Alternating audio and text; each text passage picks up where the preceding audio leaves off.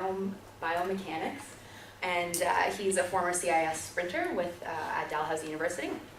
He's also a coach for the Dalhousie varsity sprints program and also at the club level. Mike currently works for the Canadian Sports Centre Atlantic in Halifax, working for Canoe Kayak Canada doing performance analysis.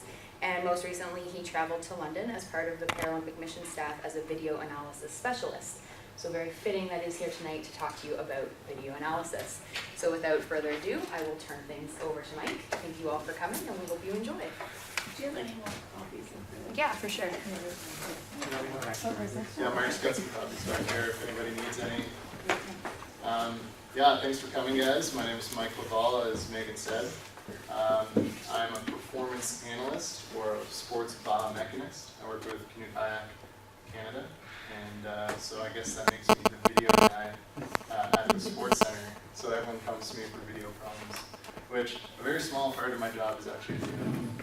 So when Mark initially approached me to give this sort of presentation on video analysis, you know, my mind sort of went racing, and there's so many different things that I can talk about in terms of analyzing motion through video, what types of camera you use, and the level of complication, you know, is really high. So you can go from really basic things like, you know, point and shoot to some really complex motion analysis stuff. So I found it really challenging to actually write a presentation that is meaningful to a variety of coaches. So here's a little overview about what I will talk about. I'm going to give you guys a little tech talk. So I'm actually going to talk about cameras. I'm going to talk about equipment. I'm going to talk about video formatting. It's something that's often overlooked, but in my role as a performance analyst for Canoe Kayak, it's actually something we spend a lot of time on, and we put a lot of great detail into it. So I'm just going to share a bit of my own experience with that.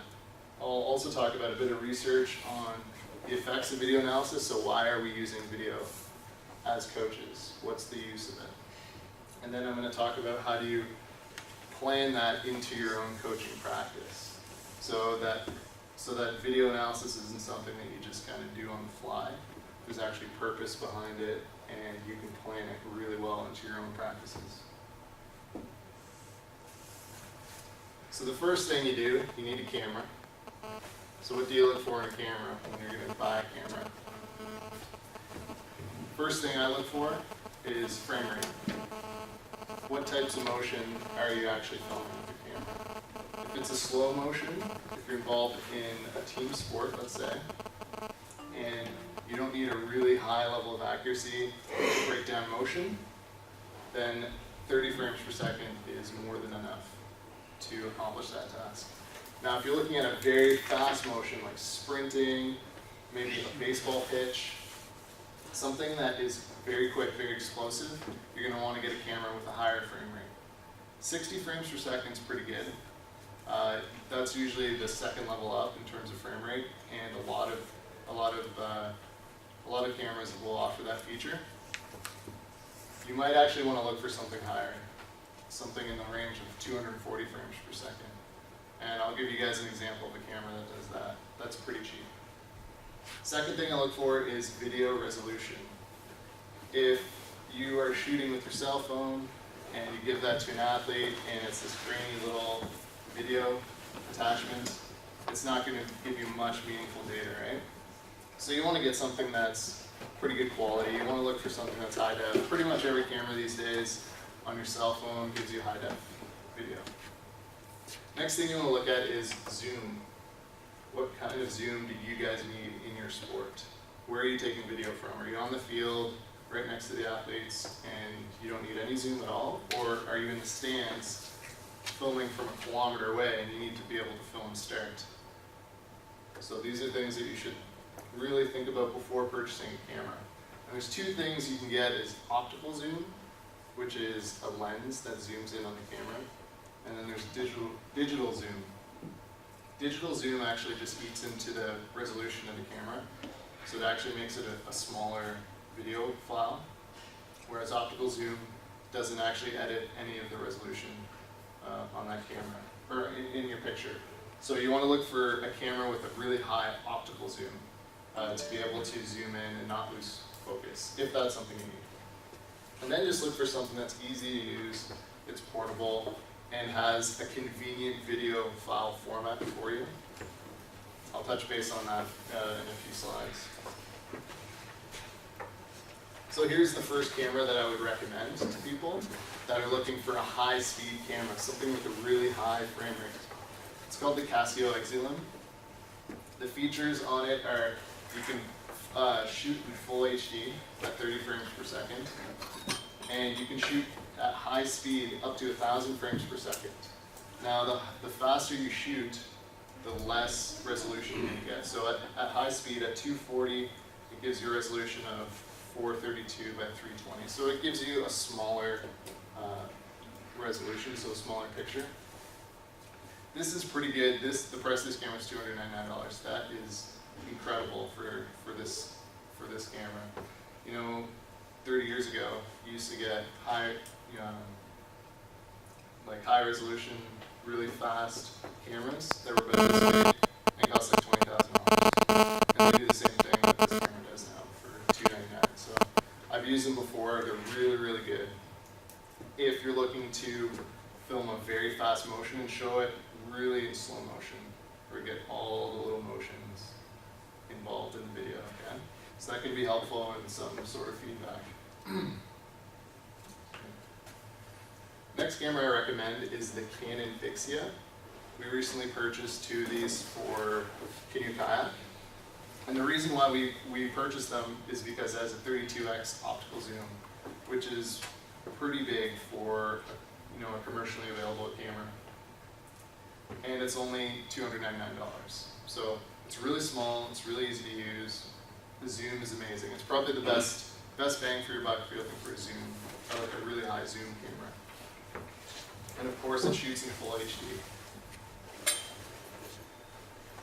Third one I recommend, all coaches' favorites, iPad. These are really becoming popular with coaches. It's, obviously you get the big display, you can shoot video right there, you can show it back, it's great to look back on the wall, or wherever you are. And you can get apps that you can then analyze the video with. And it's probably the best video tool I would recommend for on-the-spot coaching. So if you need to do immediate analysis of the video and show that athlete the feedback right away, iPad seems to be the way to go. They are significantly more expensive than your traditional cameras. So the other ones are around $300. The price of an iPad is $600 to $800, I believe.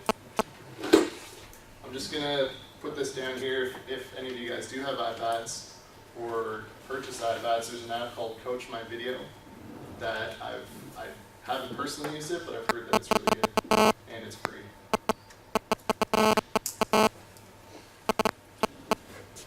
Number 4, the option, cell phones. Cell phones these days have really good resolution. You get HD resolution at 30 frames per second. Pretty much every modern cell phone has these now. So I've actually used this in my own coaching practice, is to just take out my cell phone, shoot a ton of video, and then go back and analyze it.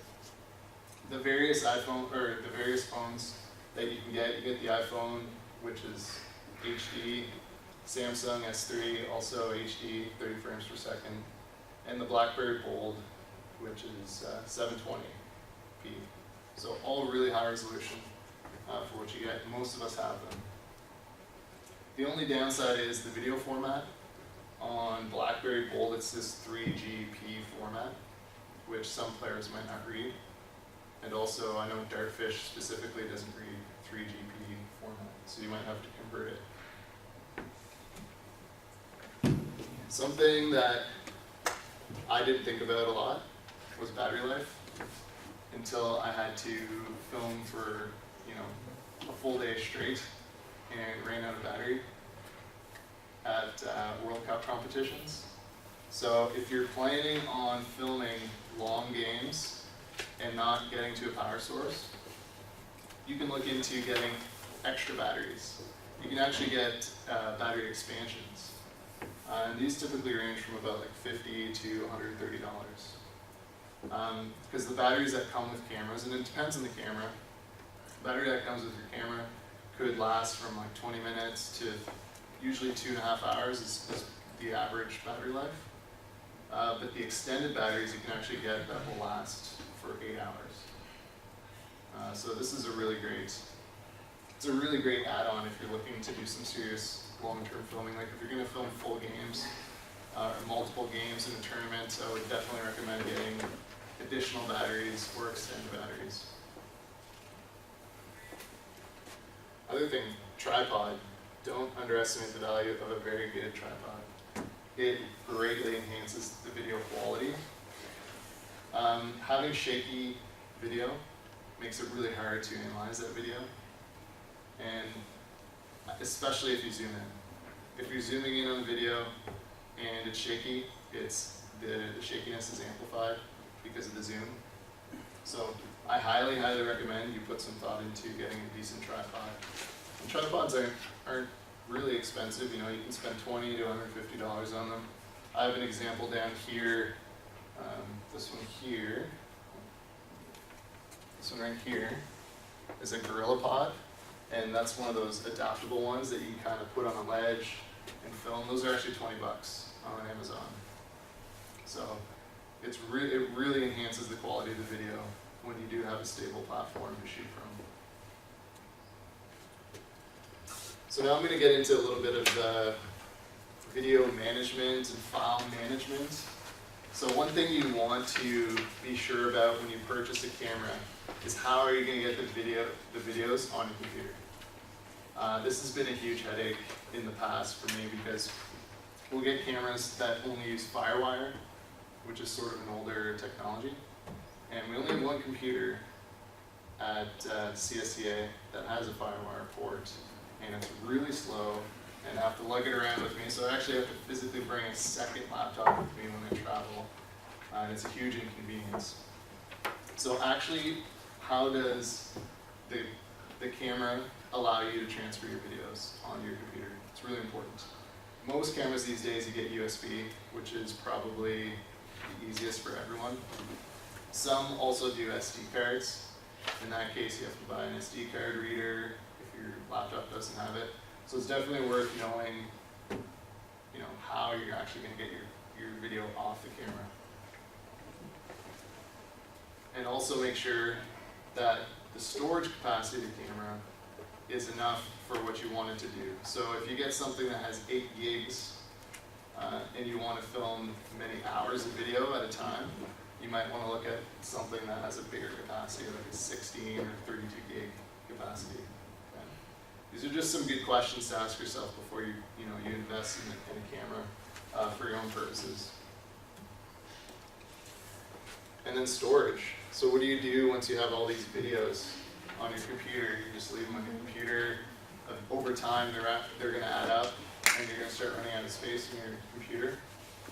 Some good alternatives for video storage I would recommend would be things like Dartfish TV, which is a video hosting platform like YouTube. Google Drive is an online storage similar to Dropbox, if anyone's used Dropbox. So basically you can go on Google Drive, upload your video, and then share that with all your athletes. You can obviously use YouTube, so use a YouTube channel to store all your videos over time, so you don't have to eat up all your hard drive space. You can also get an external hard drive, which you can just sort of have a big external hard drive where you store all your videos, then you can kind of carry that around and share that with all your athletes. There's also a really good website that I've used quite a bit. It's called upmygame.com, and this is like a YouTube type website where you can upload your videos of games or motion analysis. And there's actually like Dartfish type tools. So there's line tools, there's ankle tools. There's all these tools you can use on the website built in, basically like a YouTube, and it's free. So those are the ones that I recommend. Is that an open site? Can anyone view all the videos on there? You can make it private. So you choose to either make it public or private. Thank you. Next thing to think about is video format. This is something that's giving me a lot of headaches. If you want to share your videos, so you shoot a video, you got 30 athletes, and they all want to see the video, they all want to get the game, and you share it with them, and half of them can't play it because they either don't have the right video player, they have Macs, I don't know, they can't. Half the time, every time that I share videos, 50% of the time, it can't be played. So actually putting some thought into video formatting is pretty important. So the types of formats that you'll see typically with video cameras are AVC HD, which is the most common type. From cameras like this, like Sony type cameras, Canon type cameras. The other type is MP4, which is iPad related, also iPhone related as well. So they shoot in MP4. There might be some computers that can't play these videos. So it's definitely useful to think about conversion software. Media Expresso is a conversion software used at the Paralympics to just quickly and easily convert from one file format to another. It costs $46, but it's by far the absolute best software I've used. It's really fast, and you can customize pretty much everything you want about the video. So it allows you to go from file format to file format. It also allows you to compress, so you choose the resolution, you choose the bit rate, you can really change a lot of things. So if you're thinking about sharing video with a lot of people, I would definitely put some thought into how you're going to convert your video to appropriate file formats. And this is definitely some software that I recommend. So now I'm going to switch focus a little bit, and I'm going to talk about why do we use video. Everybody has cameras. I'm sure all coaches have recorded a game or recorded practice or recorded some sort of motion. But why do we do it? And so I looked into the literature a little bit to narrow down the reasons why we use video. This is a study by Noli, Holcomb, and Davis, titled The Efficacy of Video Feedback for Learning the Golf Swing. So they had three groups, that practiced golf swings. And one group was video guided, the other group was verbally guided, and the third group was self-guided.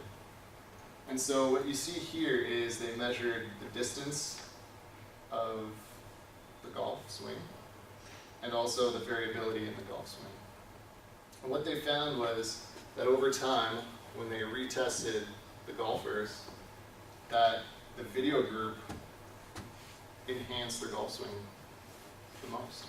So you can see here in the graph on the left that the drive distance increased the most in the video group, and the distance variability decreased the most in the video group.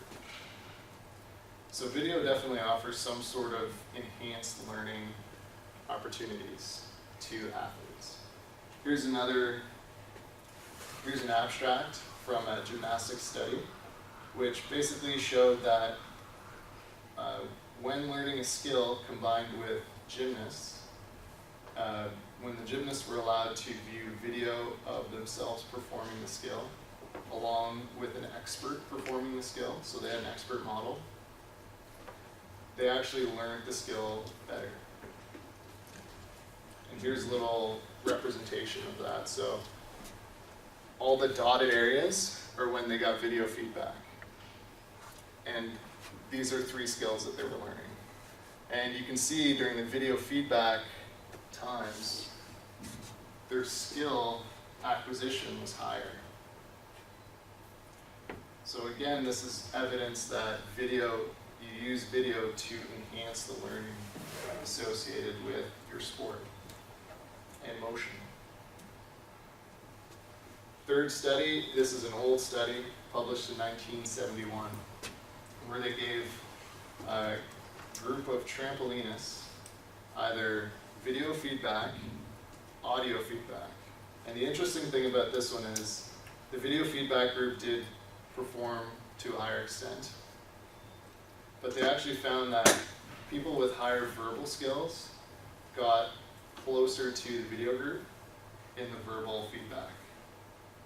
So what that tells me is that video really, it's just that extra way of communicating with the athlete.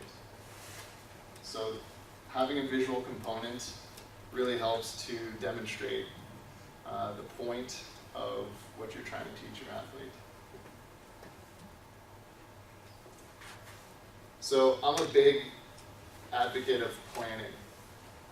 As coaches, what we do a lot is plan practices, plan recovery, and video really should be included in that planning. So I've broken this up into two different categories. You got your individual sports, and as an individual sport coach, you should try to think about what are you trying to improve? What key feature of this motion are you trying to improve? Also think about what is the ideal motion. So what are the experts doing in this motion? For team sport coaches, it's the same thing. What aspects of a play are you trying to improve?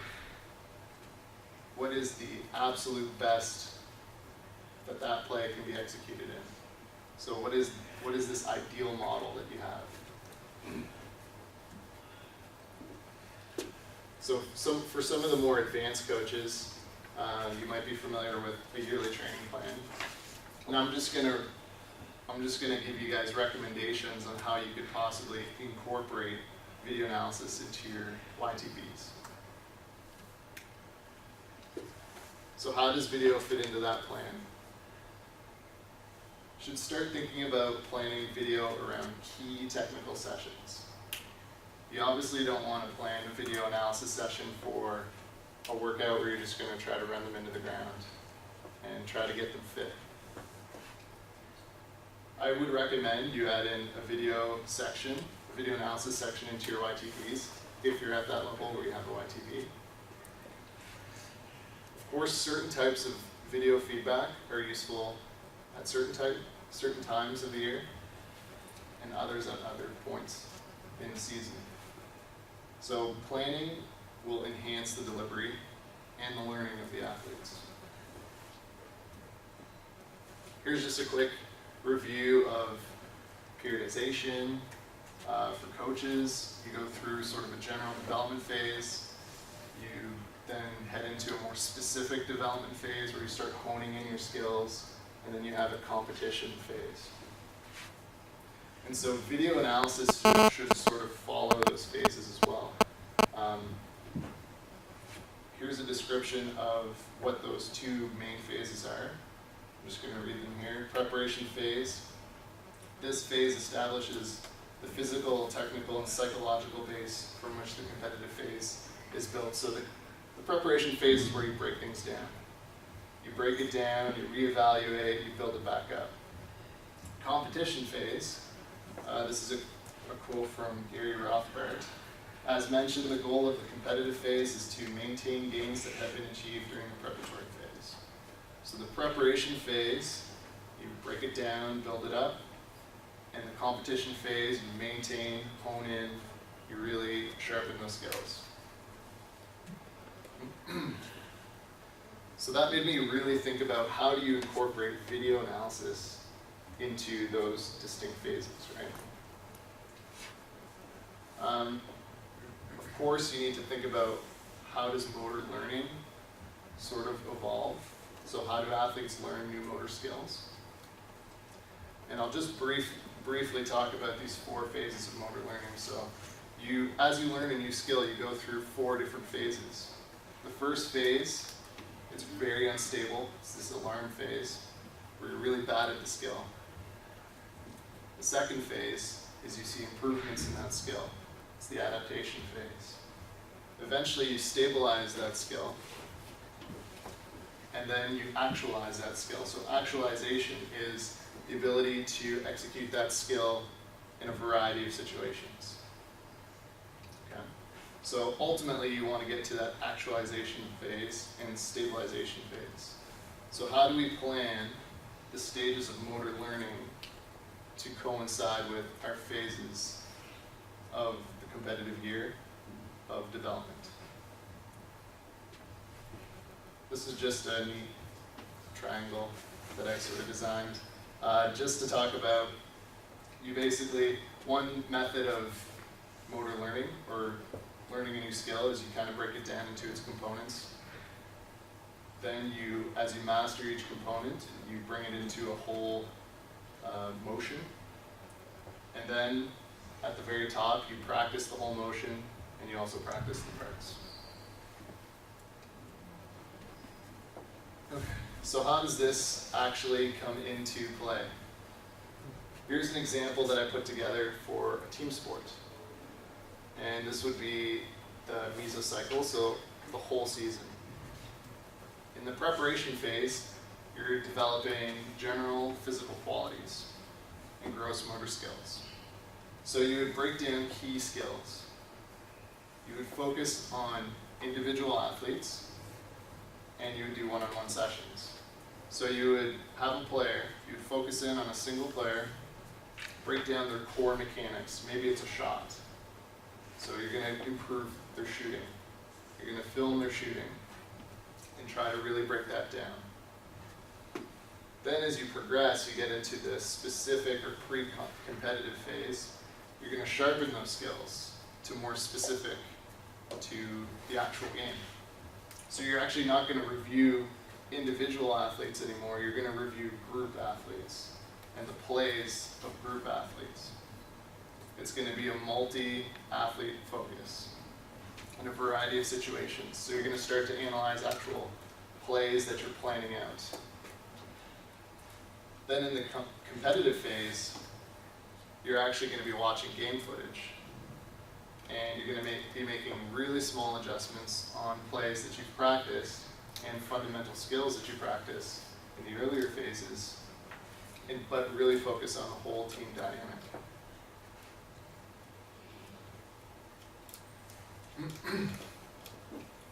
This is just an example of if you do have a YTP for coaches of a certain level, how you could incorporate planning video analysis around or into your YTP. Just a very basic color chart to kind of indicate what types of video analysis you're going to do during which periods of preparation. Here's one for individual sport. This is an example I use. This is for track and field. I just put two basic periods. The first period we work on acceleration mechanics.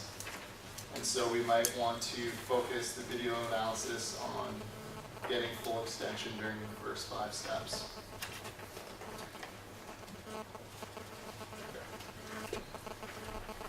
So I'm going to talk about video analysis and visualization during the taper. So the taper phase is a very special phase of preparation where you're entering into the biggest competition of the whole season. So how can you use video analysis to enhance your tapering and have a better competition? Here's just a study I pulled out on visualization where they actually had a group of, it was a very simple study, a group of people practice flickering their finger, and a group just thought about flickering their finger, so visualized it. And they actually showed that although the performance gains aren't as big when you're actually doing it, if you're visualizing it, you still get a training effect, which can be shown on the second one here, the mental side. So visualization is a form of motor learning. It's just a very weak form of motor learning. So for me, I thought back to my own athletic experience when I was approaching that big competition. And I'd sit there and I'd just watch video. And I'd try to imagine what it would be like to line up and to execute the race. And I also watched a lot of expert footage, so I watched a lot of the best guys in the world and how they did that. So I think video and visualization can be a great addition to taper periods. So leading into that final competition. And it's a way to provide a motor stimulus without actually doing the exercise. So you're actually practicing when you're doing it, but you're not actually getting tired.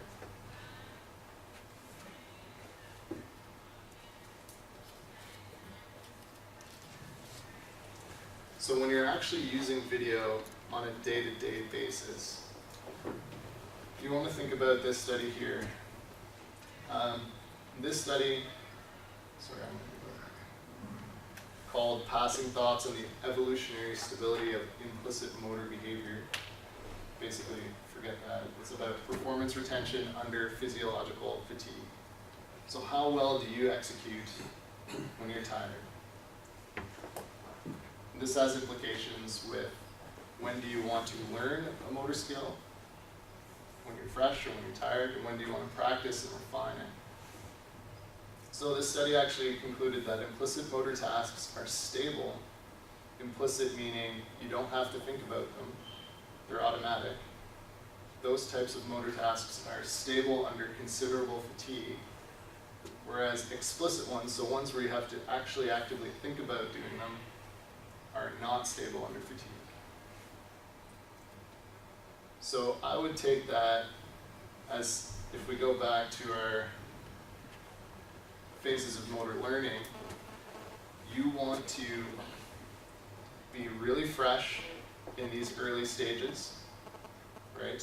When your motor abilities are explicit, so you really have to focus when you do it. You want to be fresh.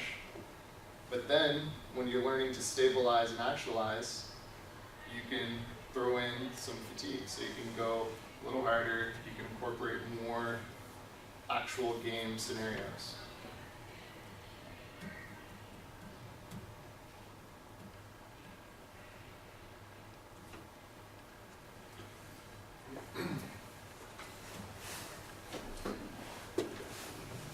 So I'll just mention briefly the types of video feedback that you guys can give. So I talked a lot about how do you give video feedback, when to use it. I'll just quickly mention the different types that you can use that are pretty effective. So I think most people know these actually, they're pretty intuitive. Review the video in slow motion. So if you're trying to refine a very definite motor skill, you can slow-mo it. And there's a number of applications that you can use to do that. So go frame by frame. You can do it in Windows Media Player. It's really easy. And when athletes watch this, it kind of just enhances their awareness of their motion. You can do the side-by-side comparisons. So you can take an example of what an athlete's doing and then show them an example of how somebody's doing it properly. Okay? So it helps them visualize how to do that motion properly. Also, expert review. You get your professional athletes doing the same motor task and you show them that. It gives you an idea of how that motion should be, just like the side-by-side comparison. All these video feedback tools have been shown to enhance the motor learning process. For team sports, I'm going to introduce the concept of video tagging, which some of you guys might be familiar with, some of you maybe not. Video tagging is essentially, it's a program feature, so you can use it in Dartfish. Also this Game Breaker software by Sport Tech. What it does is it allows you to take whole games and tag the game. So as you watch a game, you've created buttons of situations. So it could be a pass, it could be a spike, it could be a variety, anything you want it to be. And every time that action happens while you're watching a game, you tag it. You just click on the button, click, click, click, click, click. So what it does is over that entire game, you've now tagged every scenario that could possibly, or that you would possibly want to look at. What you then do is it then organizes your tags. So if you want to say, show show me all the plays where a player spiked the ball. And so it'll align every play where a player spikes the ball. So it can be really powerful at reviewing motions within games. And this is a great tool for team sports. It's really powerful, and I haven't used it that much. Here's an example of the window in Dartfish that is tagging. You can see over here, so this is just an example video. Oops. Right here are your buttons. You got rally, you got fault, point, floating serve, pass, attack, block. And as you're watching the video, you kind of click on these buttons. So what it does down here is organizes all those clicks. It can get more complicated, I think. I haven't used it a whole lot. I just kind of want to let you guys know that this exists, and it's a great avenue for video analysis.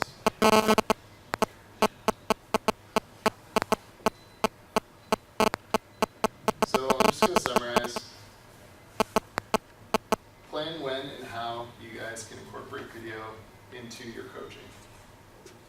I think it's something that a lot of coaches really like to use. It's a very valuable tool, but I think a lot of the times we kind of fail to plan how we're going to use it and how we can best use it. So put some thought into how you can best incorporate it into your own practice. Okay, that's the end. I've included some extra slides from my previous version of this presentation that covers more biomechanical principles of video analysis.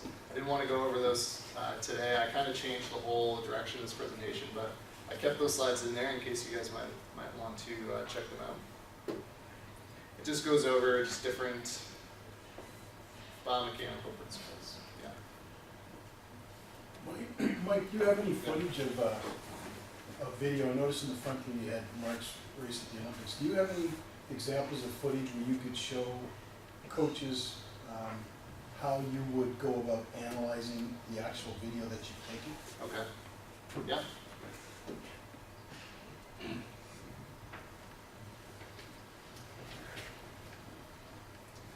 Okay. So here, okay. This is actually a video analysis I did today of an athlete of mine that I will show you. So I use Dartfish, which is video analysis software. It does a variety of things, but the best features that I like to use it for is to figure out angles and motion tracking. So here is my athlete sprinting. And so what I've done was, I've actually zoomed into the video.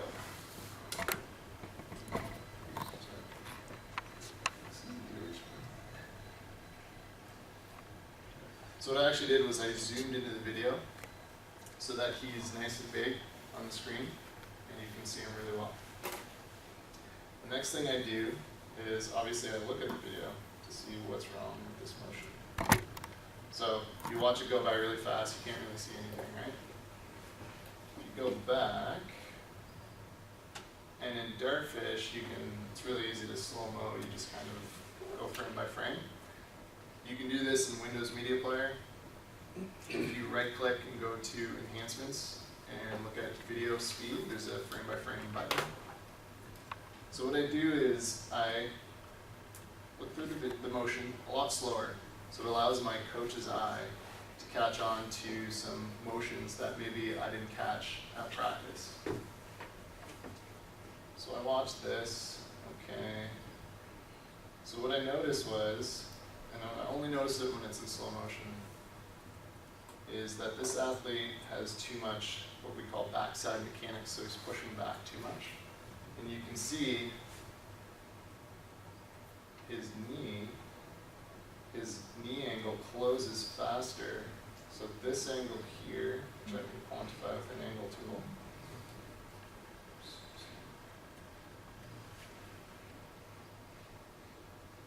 this angle here.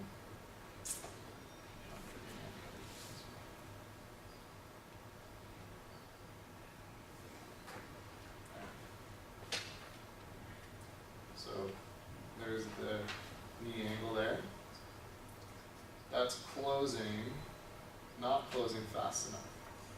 So his foot's moving away from his body and trying to recover, whereas his knee angle should start to close as soon as his foot comes off the ground.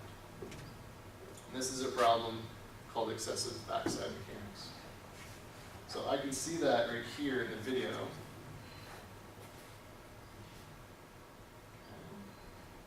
So one thing I do is I can chop this video up, get rid of that, and I actually can track the motion of his heel right there, and I can set to track here. So what it's going to do is it's going to try to follow the point that I've set it on. It doesn't always do a great job, so you have to follow along and make sure that it's following the correct one. So I'm gonna look through, see right there, kind of dodges away. Heel, through, goes away, heel.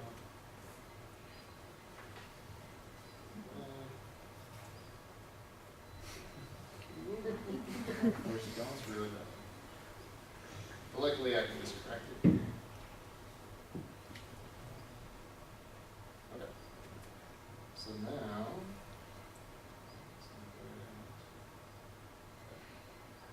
I can actually I can show the trajectory of the heel. So here you can actually see the trajectory of the heel goes up and down. Whereas what you wanted to do if your knee was bending as you toed off, the trajectory of the heel would be more of a straight line. Okay? So this is something that I would then save, which in Dartfish you can save what you've done. So I would save the movie.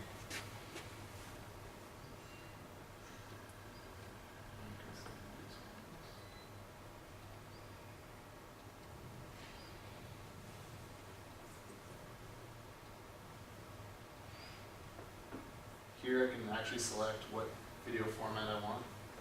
And I can actually select at what speed I want the video to play back at. So remember, playing it back at full speed, you couldn't really see anything. So I'm actually going to save it as a 1/4 speed video. So I'm going to call this the backside mechanics 2.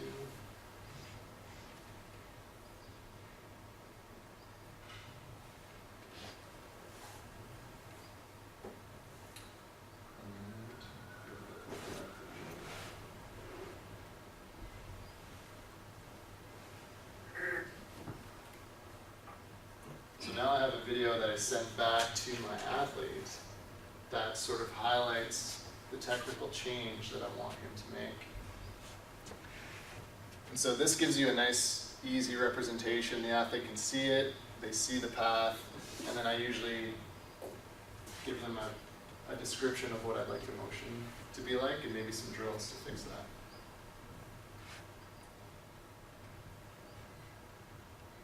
So maybe not everyone has access to Dartfish, right? And these types of tools. The simplest way to analyze your athlete's videos is just to load it up in Windows Media Player. So let's get the same athlete up here in Windows Media. That's him doing sprint. Okay.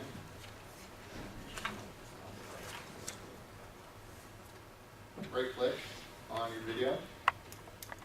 Under Video Enhancements, you can go to Play Speed Settings. Okay. And that'll bring up this little panel. You can set the speed to be slower, or you can just frame by frame it, which is right here. So what I would do if I only had Windows Media Player is just look at it in slow motion. So I'd click through these frames really slowly.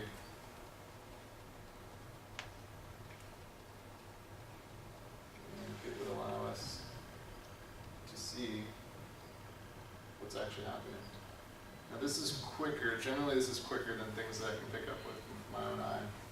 And it just gives you a really good enhanced view of your athletes executing the skills. So just this alone, I can give tons more feedback to my athletes. Just this simple Windows Media tool. Canoe Kayak, we use video is really, it's more of a novel thing that we use it for. So we do use it for instant feedback. So we do have the iPads in the boat. We'll show the athlete, this is what you're doing, this is how we want you to do it. But we also have instruments that we use to give feedback, like we have accelerometers in the boat, GPS. So that enhances the feedback that we can give to the athletes. As they're trying to make technical changes, we're actually measuring those technical changes. Not just visually, but with actual sensor data.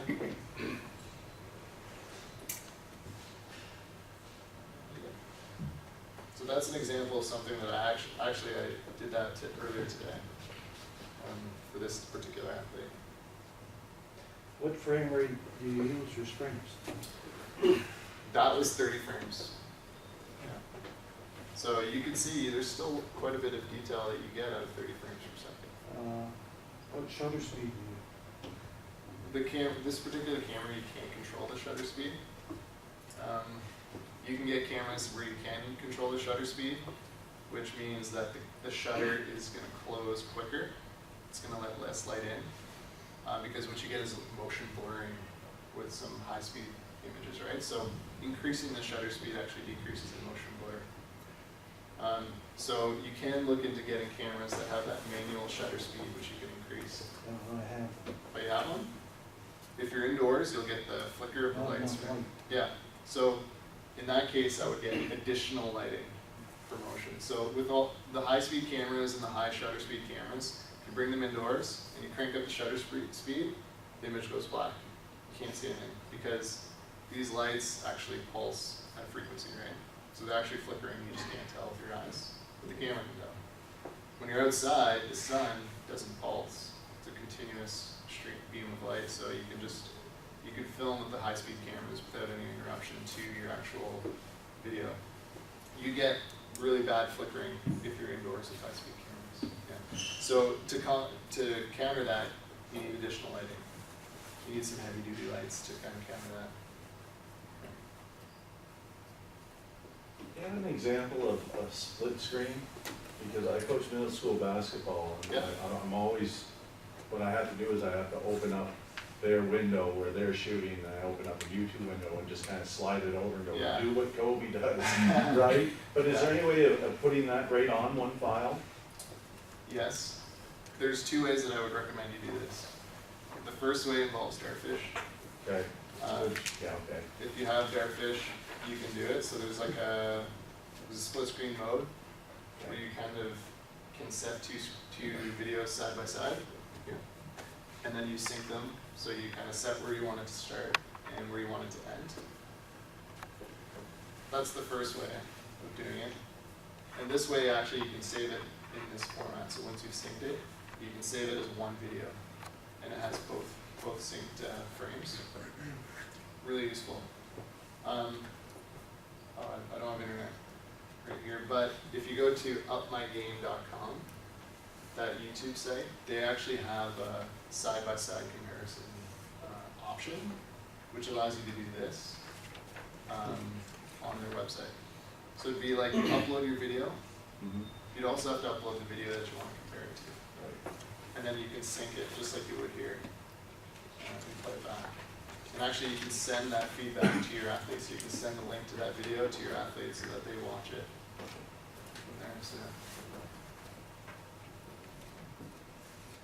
I'm sorry, where do you get Dartfish again? it's a licensed software.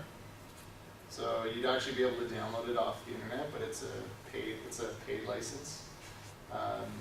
So it's about $400 a year for the license. Yeah. Yeah, it's pretty expensive. It's not just freeware, it's similar to Dartfish, I just can't. There's one that Novia? Novia is freeware. Yep. It has a little few glitches that I've noticed in it. I don't figure out how to use it all yet, but that's what I'm using right now. Novia. Yeah, just watching that TIN. software, it looked pretty good. Like you can Yeah. do your basic angles, and you can do a little bit of motion tracking. Yeah, So it'd definitely be worth looking into?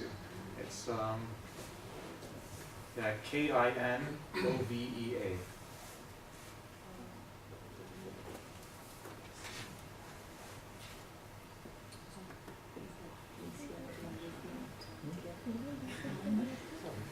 Alan, do you have it then? Yeah. Worth hooking up to the screen and demonstrating? Or? Sure. I mean, it's exactly the same. I can, Is that? do you want me to move it up and see? Show You want everyone. to show Podium or? Yeah, I just want to show one more thing. Yeah, that's no problem. You can get here. I'll set one up.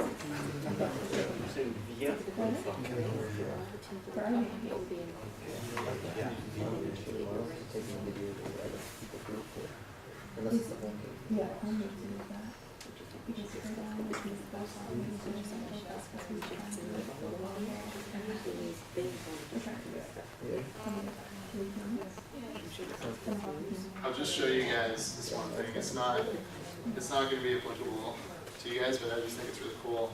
And I'll show you. This is what we use for Canoe Kayak. It's called Spin Review. It's a custom software, and what we're able to do is sync video through a GPS clock to the technical data that we're gathering. So this is an athlete that's in a boat in Florida.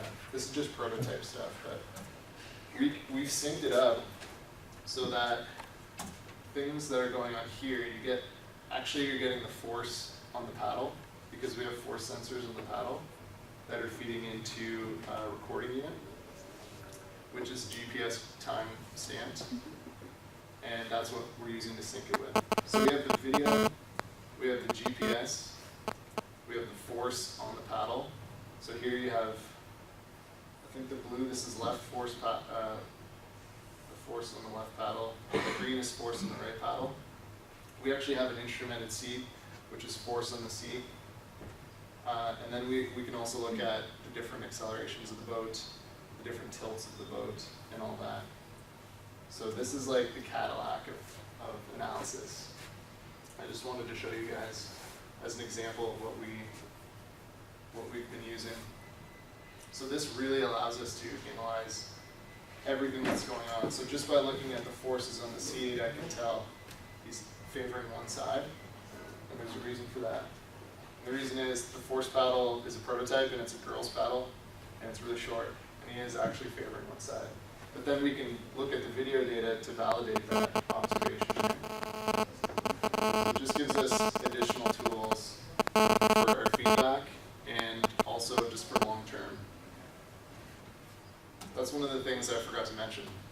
With video, you're collecting a lot of video on athletes, right? And I would suggest you get pretty organized in how you store those videos, because over a long period of time, you can actually look back and see the changes in your athletes, and then be able to sort of relate that to your own coaching practices, right? So what did I do to make this athlete this good? So you go and look back and, oh yeah, this is what I did over time, and this is the progression, right? So you can almost get like a database on each athlete as you progress along. You definitely want to make sure that those changes are taking place. Do you want to hook the thing up? Sure.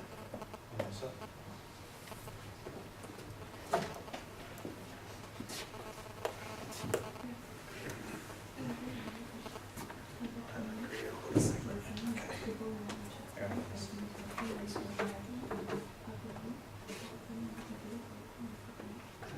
Yeah, this one's really cool. Yeah, this one's is basically the freeware version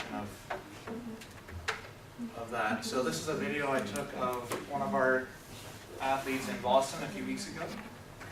We're down training on a race course. I just did a little live. You can show you what we can do with tracking. So just using, it's basically the same sort of setup here. You can see I'm cross marker. Here, I'll do the track on this one as well. Just click it, and then right click, track path, and then that will start tracking that one. And it actually did a much better job than the Dartfish did. But we can see on the left handle, I've already sort of mapped out where the end of his handle is through this arc, and it's mapping out the right hand sort of here. And what I can do with this is then sort of analyze how the hands are different than one another. We can see that the marker is already veered from where it should be. So the way that the marker tracks the location is it tracks the colors of the pixel, and it just tries to find the color close to it. So as soon as it went to his shoulder, it lost it because it got attached to his shoulder color, and But it stayed there. I can correct it by just grabbing it and moving it at any frame, so I've been off for a few frames, but then I can put it back on the handle and then hope that the next one it sits there. Right, and I can also look at angles, like it's almost exactly the same, so we can look at the angle of the orb here. It's a little bit different, you had to sort of drag out the angle for here. But basically it's very, very, very similar. I went the wrong direction with that actually. But you can see what I'm getting at here. Anyway, that's free. Yeah. So you can go online, just Google Canovia, and there's or it's just canovia.com, and that's free. Can you still tag Sorry. skill-based No, things? I don't think so, no. no, it doesn't have all that cool stuff. It does have side by side, Okay. 2 playback screens, and I can open up another image if I have him at another time. We could compare races. I just attached a camera to the back of the boat, and I just figured out how to do the tracking right now. I just did that. I never got that before. So it's really easy to learn. I didn't even know it had that feature. That's good. Yeah, so all these tools are just meant to enhance your abilities to coach, right? Any other questions? No. Anything to avoid? Any ways not to do it? Not to do. Video. I had a guy. So we were in Poland for one of the World Cups, and I was with one of the coaches. And the athletes, the lake is really long, and we're biking next to the athletes as we're trying to keep up with them. And we wanted to get some good technical video. And I would bike ahead really fast and jump off the bike and try to video as they came by, and then I'd have to jump back on the bike and follow them. But the coach was like, no, I can film and bike at the same time. So he was filming and biking, and he was like, see, no problem, Mike, you just have to learn how to do this. So later on, I went home and then I watched the videos, and they were absolutely unwatchable because the camera was just going up and down. So don't bike. Don't video and bike at the same time. Just plan it. Can you use the new goggles? We use them for ATVing on the base for adventure training, but it's got the camera in it, the extreme sport. I've heard about those, yeah. Are they decent? We didn't actually do anything with them. We just Sure. covered in mud, but Yeah. I don't know, I've never used them, but I'm sure you could. It just depends on what you want to look at. Because that would be more of an externally focused video versus what the person's actually doing on themselves, right? And it all depends on your point of view and what you're actually trying to analyze. I guess I'll show you guys one more thing. I showed it before you guys showed up, so I might as well.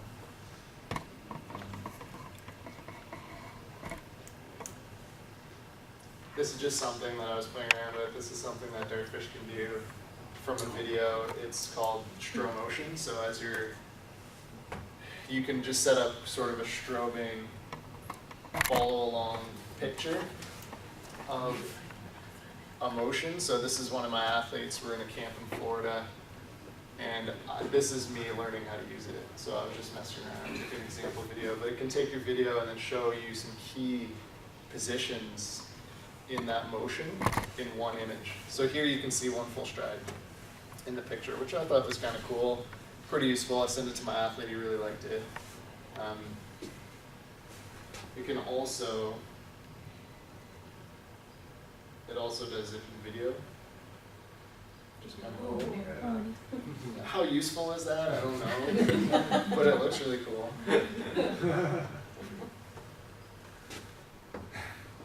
But I like the pictures. Like you'll see, they use this in different.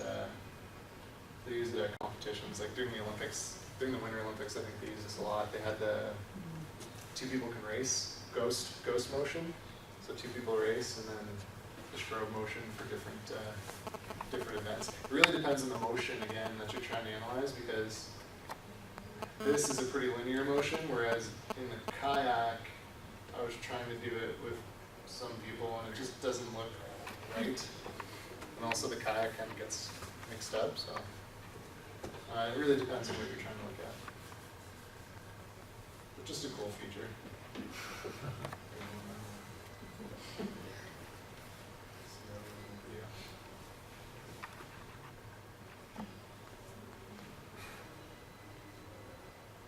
I showed that to Coach and I'm like, this is easy. Like this. It's really cool. Anybody else? Can you show the ghost picture? I actually don't have the ghost feature in this.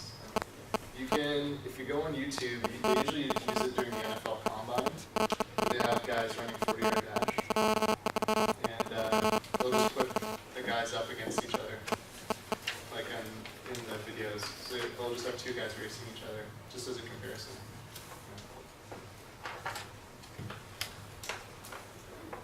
Sort of lying on top of each other. Ghosts. They start together, yeah. And then you kind of see like a blurrier image of one person, and then if they're racing, one of them might pull apart. Okay, I think they use it during skeleton and bobsleigh during the Winter Olympics, maybe. Yeah. Like, they would, yeah. Oh yeah, they would show like the paths that one athlete would take, and then sort of have the current athlete racing, sort of chasing the best time or something. Are there libraries, free access libraries of like good form for different sports? Free access libraries for what, sorry? We do junior curling. Yeah.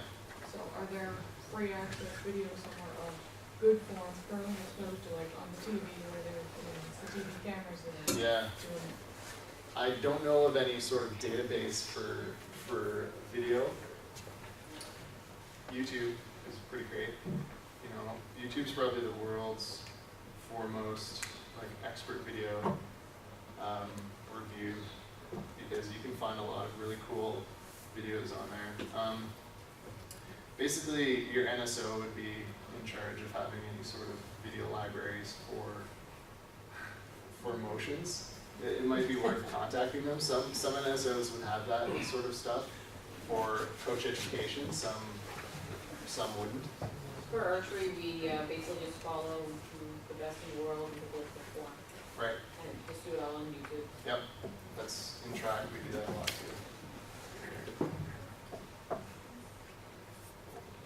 You know, in my sport, we do cycling, and cycling is probably the most scientific of this, because we got, with power meters, we got points on the body that the software tracks as well. Okay. And the biggest thing they've learned is that if you try and do a formal sort of form, then at times you can be forcing your athlete to be unnatural. Right. So essentially what they figured out was that with the data and the software, and to be able to track everything, what they do is they cross-reference your max wattage and your heart rate and your VO2 max. And some guys have like completely weird like angles. If you look at them in video, you wonder how they can even produce power. Right. But when they try and force them into that sort of conformed position, like this is what you should look like, Yeah. they can't produce any power. So that's Right. So for them, it's more the mechanical efficiency. yeah, which is natural to the human himself or herself, Yeah. right? So you sort of have to, when you look at sort of standards or form, you always have to keep that in the back of your mind. Am I forcing my athlete to do something that they can't do? For sure. Yeah, there's things that are, you know, obviously you have to follow the confines of that person's anatomy Yeah. and how they work. But there's also other basic factors, like the athlete that I showed earlier with his running.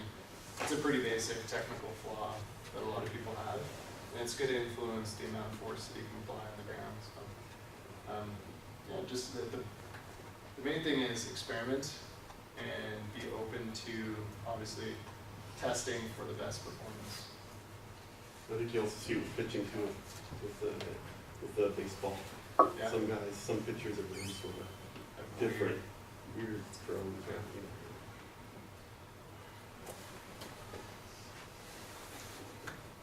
Any other questions for Mike? Okay, Well, we'd like very much to thank Mike for making the trip up to present today. And we'd like to thank you guys very much for coming out to listen. Our next Podium performance series is going to